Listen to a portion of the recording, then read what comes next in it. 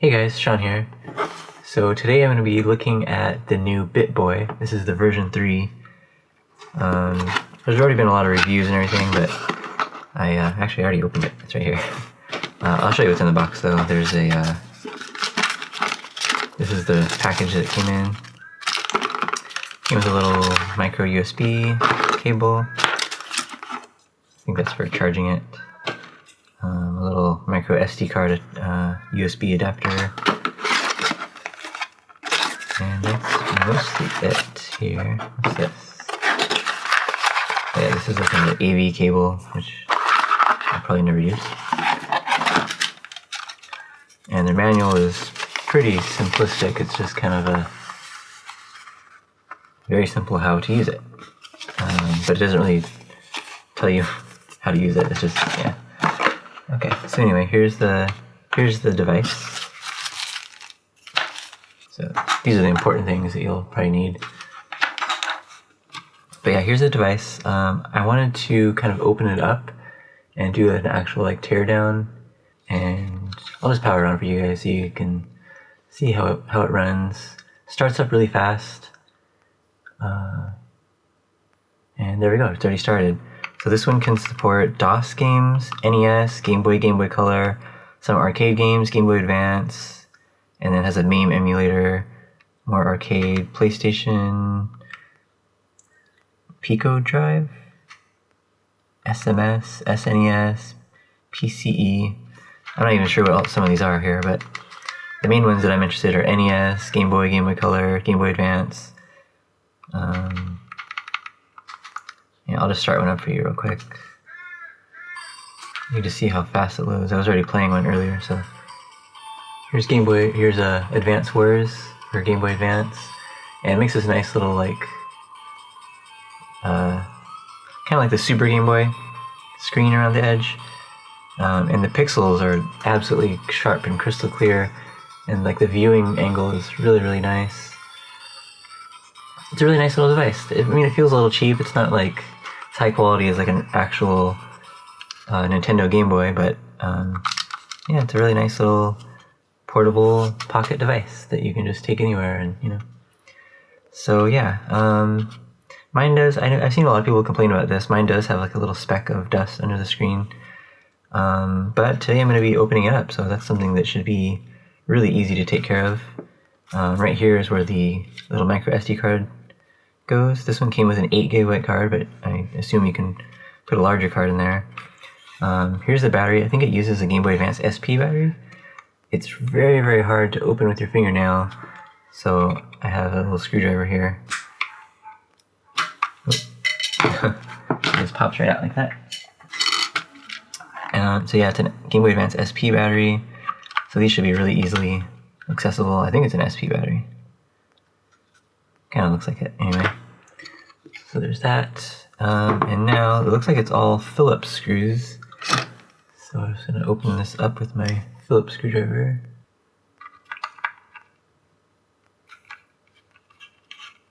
They're pretty decent quality screws. Much better than like the replacement Game Boy Color shells you buy from China. These are pretty decent little screws. Alright, so there's all the screws, and the back just comes off like that. I see one screw here holding it all together. Here's the micro SD port, the charging port, headphone jack. This is for the battery terminal. It's interesting, these are like rubber. I'm not sure what these are. Let's go ahead and take this screw out. It looks like it's the same screw. Yeah, it's the exact same screw. And now, there's the little power switch. Yeah, so this just kind of opens right up. The screen comes out with it, just like that.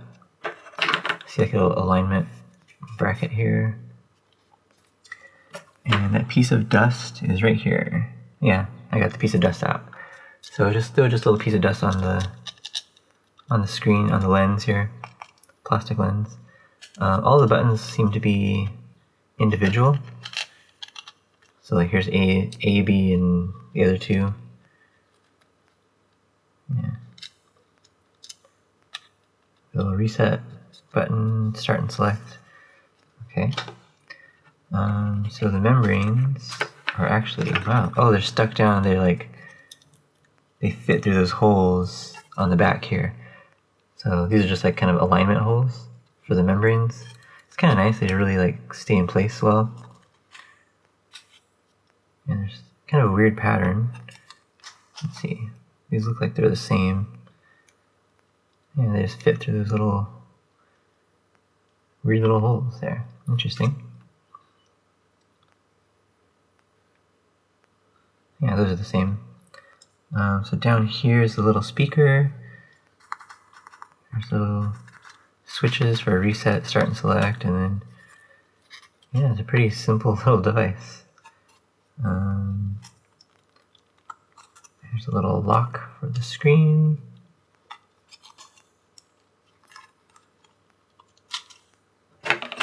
And the screen says random numbers. It says January 3rd, 2019 on it. That's kind of interesting. This one says February 20th, 2019. Yeah, it's a nice little screen. And that's it. I thought this would be a little bit more detailed than that, but it's pretty much a board, a screen, and a shell. So let's go ahead and get this put back together, and maybe we'll check out some more games and see like how well they run.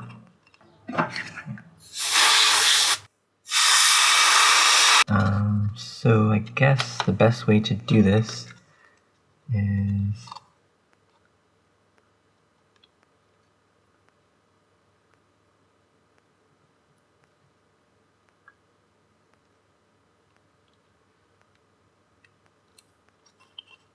okay, so you can line them up into the holes, and then they kind of poke out, and you want to just kind of pull them through on the back side, and they kind of just really pull down tight to the board.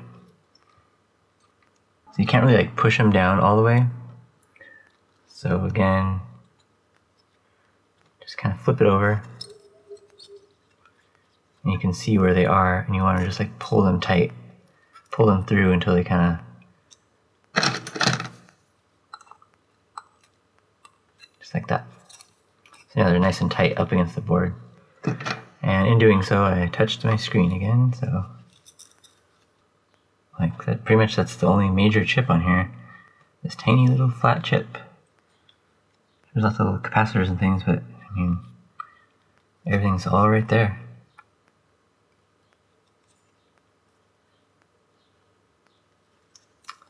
Yep, very impressive little device. So I guess the best way is to just kind of line up the screen and get that pushed in like that. Okay, that looks pretty good.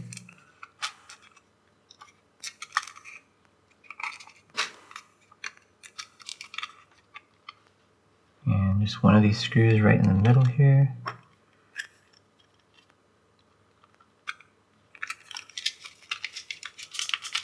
Just double check your work. It looks pretty good.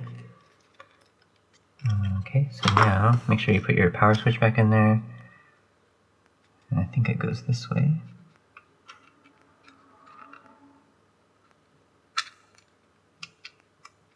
Okay. And then the battery will be installed afterwards. So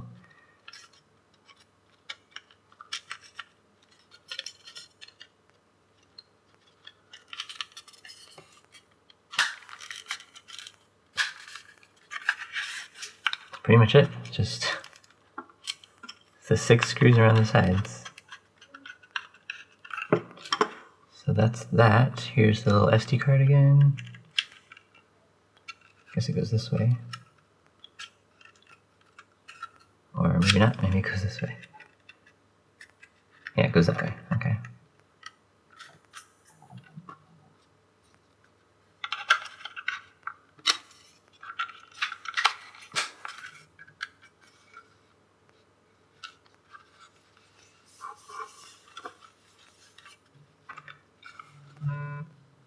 So yeah, if you hold down select, these control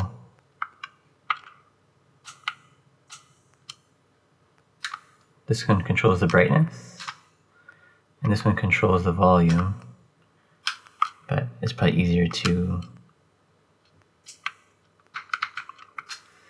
Let's try another game here. Link's Awakening.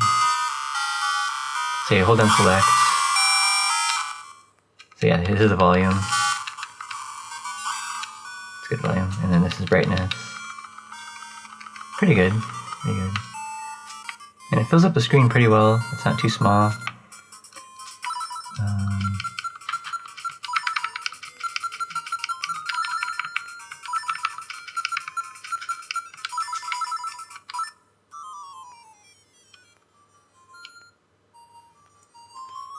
Let me get the camera a little closer here so you can see.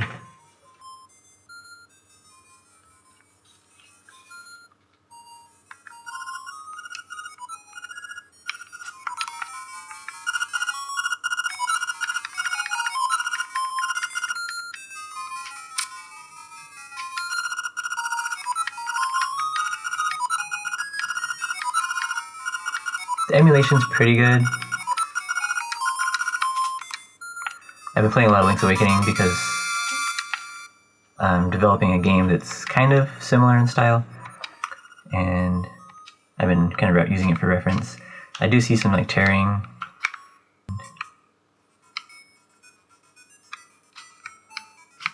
Yeah, you can see when it transitions, there's some like tearing. So it's not a perfect emulation, but I mean it's really good. It's for being just like a really, really inexpensive device. Like, it loads games incredibly fast. You can have every console you probably want on here.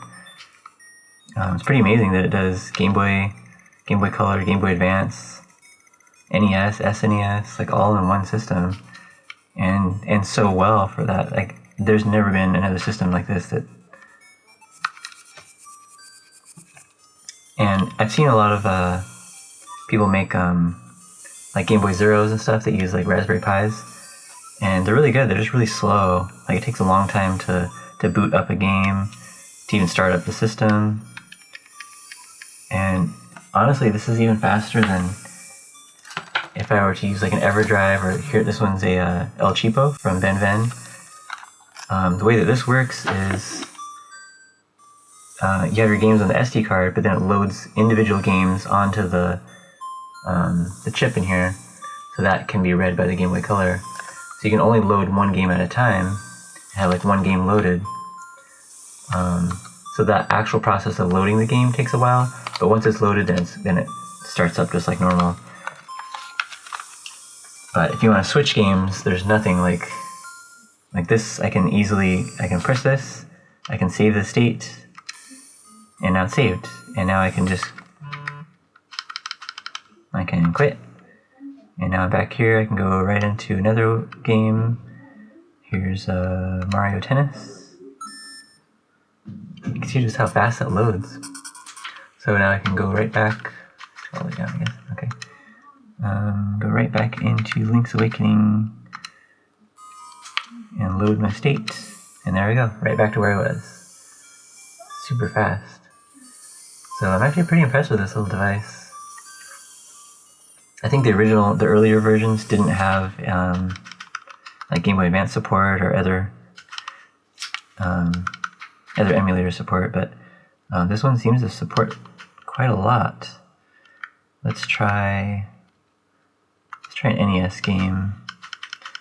I'll try Contra. I used to play that a lot as a kid.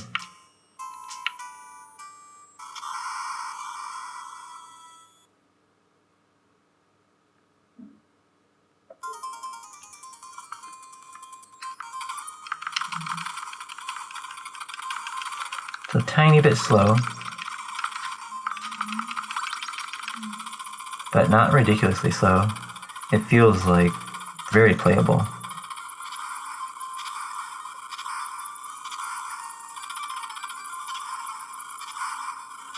Yeah, a little bit of slowdown when there's a lot going on the screen. I don't think I've ever beaten Contra. I should actually try one day. I'm also playing kind of far away so the camera can see.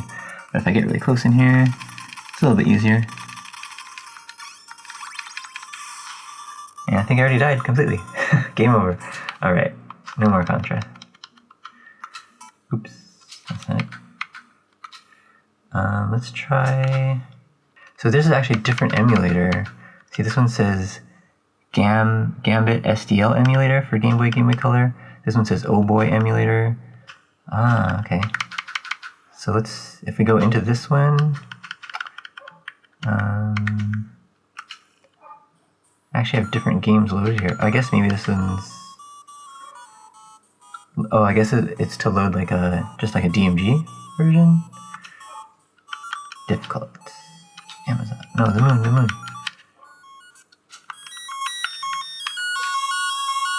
One of the best songs ever made.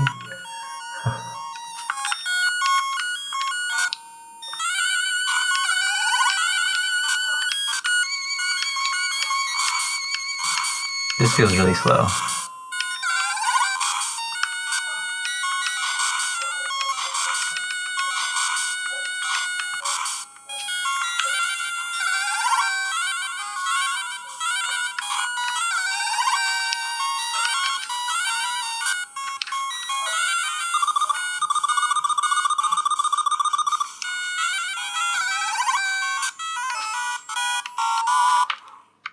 Anyway, I'm curious, let's see.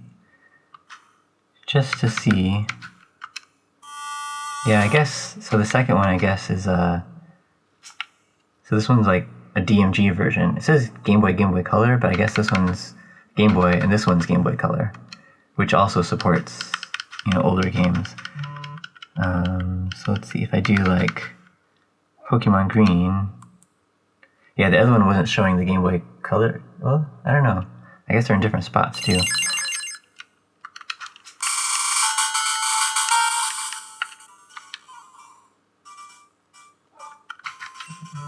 It seems to be loading really well. Alright, anyway.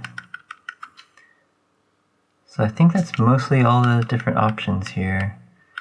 Oh yeah, I'll try SNES. Oh, what the? Have to go into the SNES folder. Okay, here we go. Donkey Kong Country 2, Super Mario World. One of my favorite games of all time.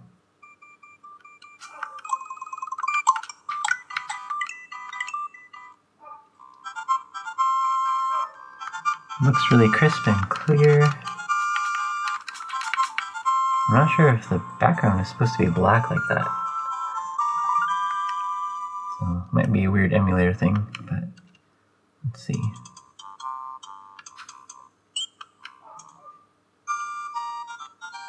Yeah, okay, it runs a little bit slow.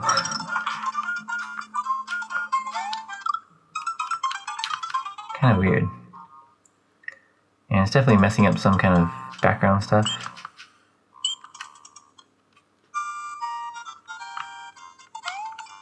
Okay, I guess you play it like this.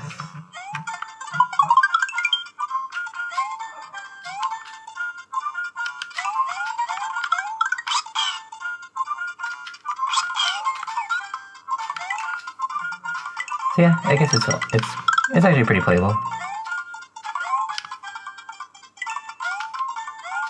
I'd say this is the least playable emulator so far, but it's actually still playable.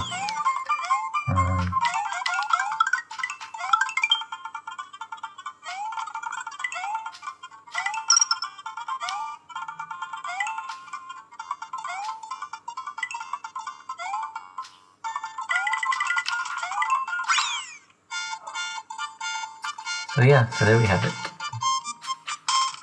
Okay, I can't click this one. Okay. Yeah, the menu system's a little bit funny too. Like you have to push start to go back. But once you get past all those little things, just to have this in your pocket to like be able to play all these different things is pretty amazing.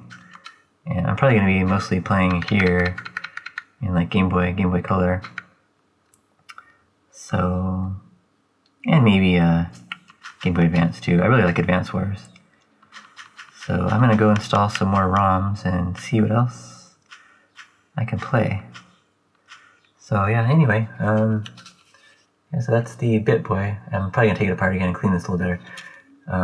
But yeah, so there you go. Let me know what you guys think. Feel free to join us over on Discord. I'll have a link in the description below. And I'm gonna hopefully be around a little bit more. I've been trying to catch up on orders lately, and I've just been really busy with a lot of different things. And I've been working on like I mentioned earlier, I've been working on a game called Susie's Diary. So you can go to susiesdiary.com, and there's not much there yet, but pretty soon you'll be able to see a little bit more about that. So anyway, yeah, hope you guys have a good day, and I'll see you next time.